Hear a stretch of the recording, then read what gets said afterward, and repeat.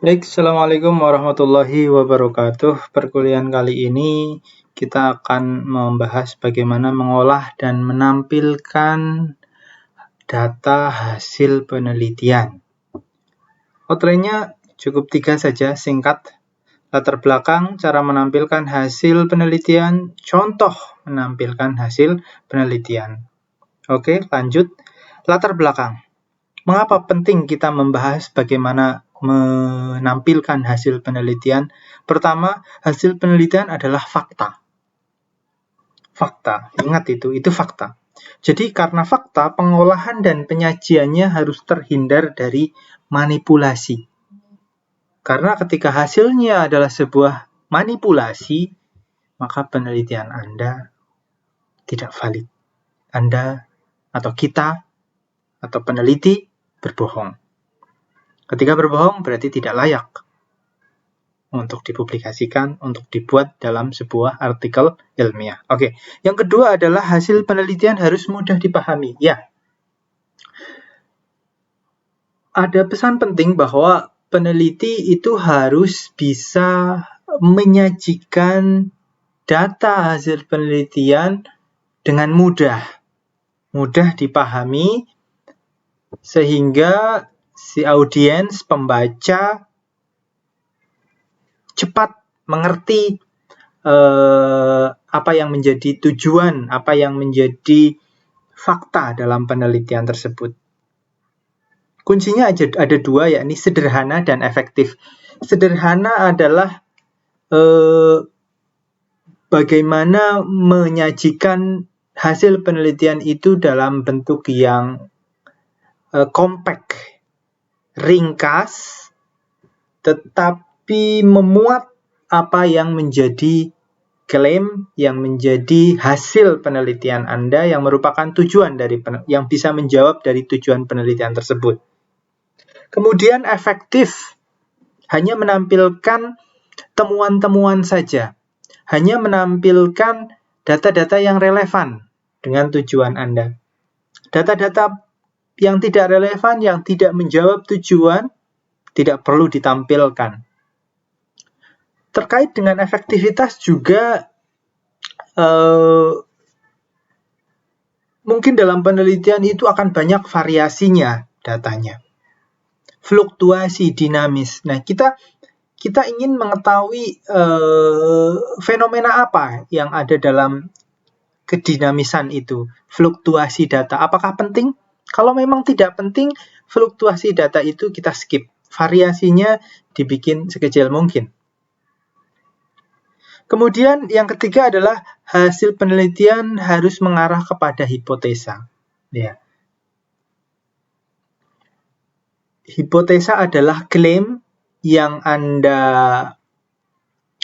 buat sebelum penelitian itu dilakukan. Bahwa hipotesa merupakan keyakinan bahwa tujuan penelitian ini akan tercapai.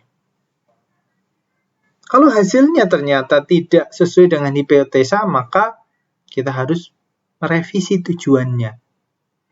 Ada yang salah di mana?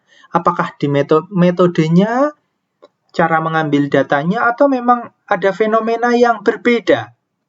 Kalau fenomenanya berbeda, berarti kita harus mengubah hipotesa di awal. Kira-kira seperti itu. Oke, yang selanjutnya adalah bagaimana cara menampilkan hasil penelitian. Hasil penelitian, baik itu dari survei, angket, wawancara, perancangan, pengukuran, dan lain-lain, itu merupakan data mentah. Nah, data mentah ini yang paling tahu adalah penelitinya. Tapi data mentah tidak selalu mudah untuk dipahami. Oleh karena itu, perlu disederhanakan. Penyederhanaan ini, contoh melakukan penyederhanaan adalah pengelompokan dan atau penghitungan. Sebagai contoh pengelompokan atau dikelompokkan. Sebagai contoh kasusnya adalah kita ingin mengetahui perspektif mahasiswa Fakultas Teknik terhadap perkuliahan jarak jauh. Kita survei terhadap 1.000 mahasiswa dengan domisili di Acak. Kemudian dari dari 1000 mahasiswa kita kelompokkan. Mahasiswa yang tinggal di kota dan mahasiswa yang saat ini tinggal di desa. Asumsinya bahwa kalau yang di kota mungkin dukungan infrastruktur telekomunikasinya bagus. Adapun yang di desa mungkin infrastruktur telekomunikasinya tidak lebih bagus dari yang kota. Nah, kita bisa kelompokkan berdasarkan dua hal tersebut. Bagaimana perspektif mereka? Bagaimana datanya kita sebagai contoh. Kemudian kita hitung. Kita hitung misalkan dari 1000 mahasiswa itu yang di kota ada berapa orang? Yang di desa ada berapa orang? Misalkan yang di kota ternyata ada 600 orang. Dan yang saat ini dari desa adalah 400 orang. Kita hitung. Oke. Kemudian dari dihitung itu, kemudian kita hitung rata-ratanya misalkan. Bahwa rata-rata mahasiswa FTUI itu tinggal di misalkan di perkotaan. Misalkan begitu. Itu dihitung rata-ratanya, variasinya, begitu. Oke, yang kedua adalah data hasil pengelompokan atau perhitungan ini ditampilkan dalam 3 bentuk, yakni pertama grafik, tabel, dan gambar. Grafik biasanya digunakan untuk data yang banyak dan kompleks. Ya, banyak dan kompleks. Adapun data yang sedikit dan sederhana, ini menggunakan tabel. Kemudian yang ketiga, gambar. Ini biasanya digunakan untuk menampilkan data hasil sampel, ya, yang merupakan hasil penelitian atau variasi-variasi hasil penelitian. Ini bisa ditunjukkan dalam gambar. Kemudian ini juga penting. Data yang sama tidak boleh ditampilkan dalam bentuk yang berbeda. Misalkan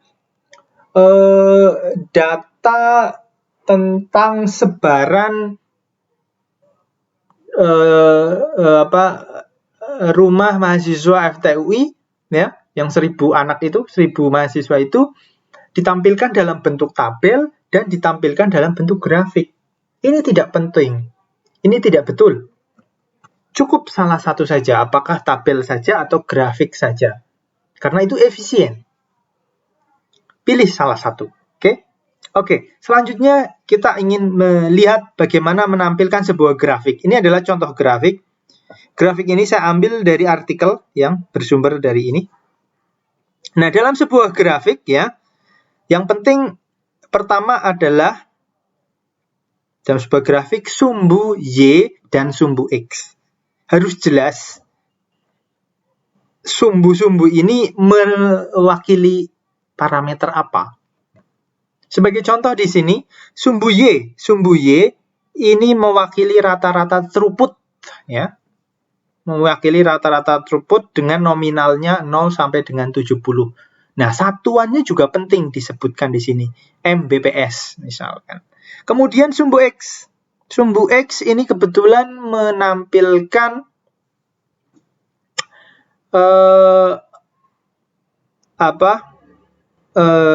device telepon yang digunakan. UE ini user interface atau telepon genggam. Jenis telepon genggam yang digunakan. Ada telepon genggam yang 1, 2, dan 3. Ya. Kemungkinan ini merek 1, merek 2, dan merek 3. Kemudian totalnya. Total throughputnya dari ketiga ini. Nah, kemudian setelah kita, jadi ada sumbu Y dan sumbu X, kemudian ada nilainya, ada menggambarkan keterangan apa untuk tiap sumbunya. Kemudian yang penting juga, misalkan dalam sebuah grafik ini menampilkan beberapa data. Nah, ini yang menarik. Dalam sebuah grafik ini bisa menampilkan beberapa data. Sebagai contoh di sini, Yang grafik titik-titik seperti ini ya, titik-titik ini, titik-titik ini, titik-titik. Ini menunjukkan mode, misalkan OFDMA plus turbo. Ini legend ya, untuk jenis data OFDMA plus turbo. Kemudian untuk data yang ini menunjukkan ini SCMA plus turbo. Ini data teknik multiple access dan resource allocation pada telekomunikasi. Saya tidak ingin menitik beratkan itunya, tapi bagaimana menampilkannya. Di sini kita bisa tampilkan beberapa skema ya, beberapa skenario bisa, beberapa jenis data juga bisa. Oke, makanya kita lihat kompleks. Ada parameter Y-nya, bagaimana hubungan parameter di Y dengan parameter X, kemudian parameter X dan Y untuk tiap kondisi bagaimana. Ini at least dari sebuah grafik ini kita bisa melihat 3 parameter berbeda dengan masing-masing kondisi. Dengan ada 5 kondisi. 3 parameter, masing-masing parameter ada beberapa kondisi. Ini kompleks. Oke. Kemudian dalam sebuah grafik di sini juga ada nomor grafik dan keterangannya. Intinya itu.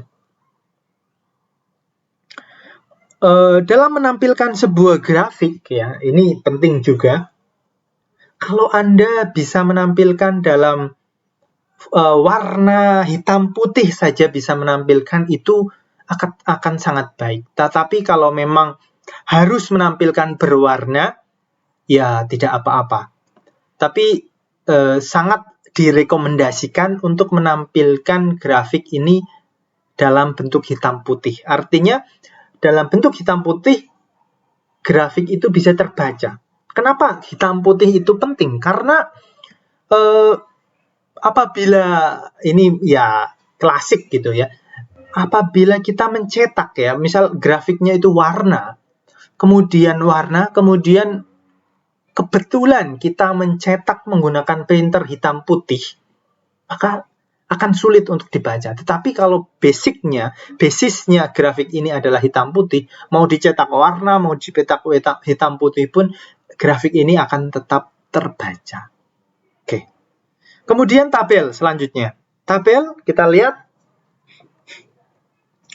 Tabel di sini pertama nomor tabel dan judul tabel di sini ya.